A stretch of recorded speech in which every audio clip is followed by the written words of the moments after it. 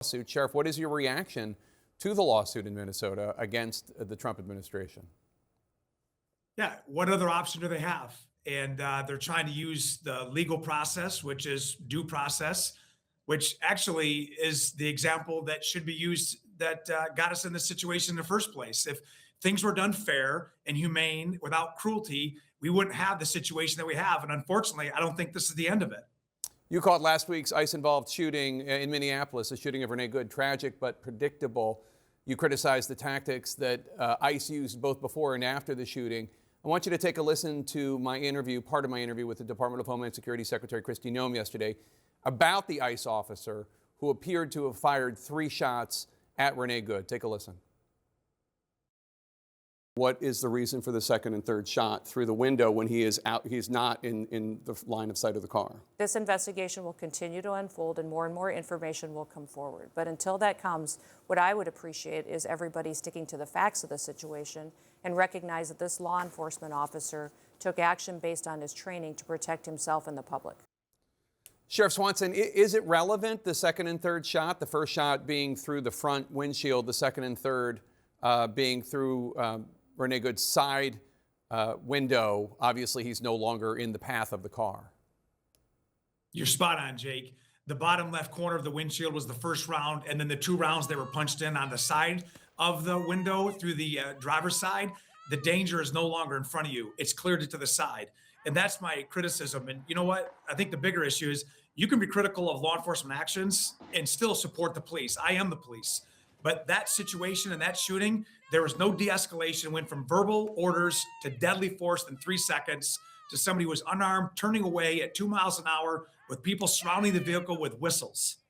Presumably, at least in part because of this controversy, over the weekend, ICE put out publicly a list of some of the criminal undocumented immigrants they have arrested in Minnesota.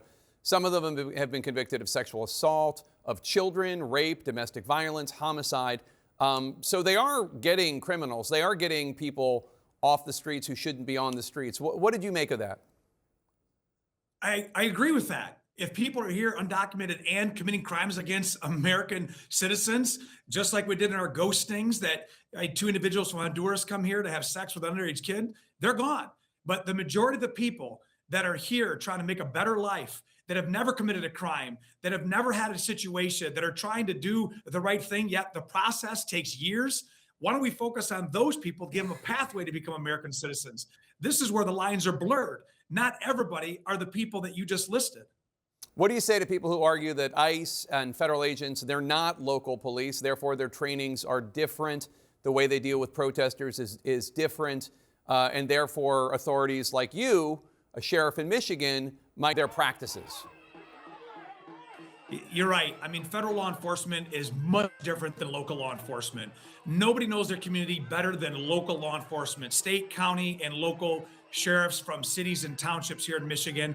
And when you have tactics, it's not just the effecting of the arrest or raids like you see right here. These are relationships that are built when you're not answering 911 calls, when you're helping people out, when you're going to medical calls. So when things are intense, you do it in a way that when those moments happen, there's a public trust.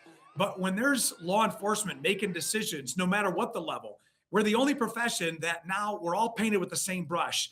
That example of how this is being played out is not who we are. Local law enforcement does not wear masks. We wear identifications to make sure people know who we are. We communicate, and trust me, we're still in violent situations. You as a police officer, for me for 33 years, you know, we are in the dangerous situations, but you can't shoot everybody that puts you in a situation of danger. That's our job.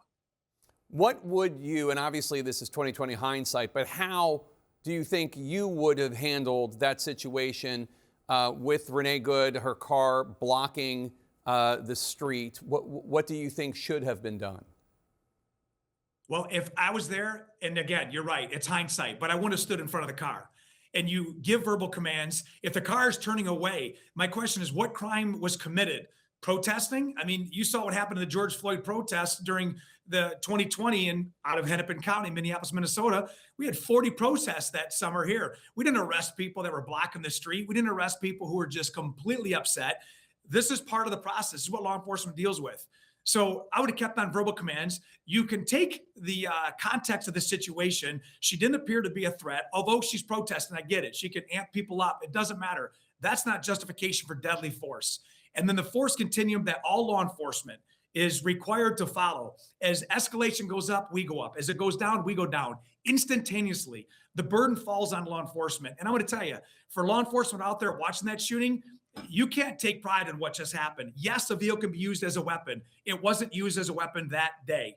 It's what the American people saw. Tires turned to the right. She's getting out. She's like, I'm not mad at you. I'm not mad at you.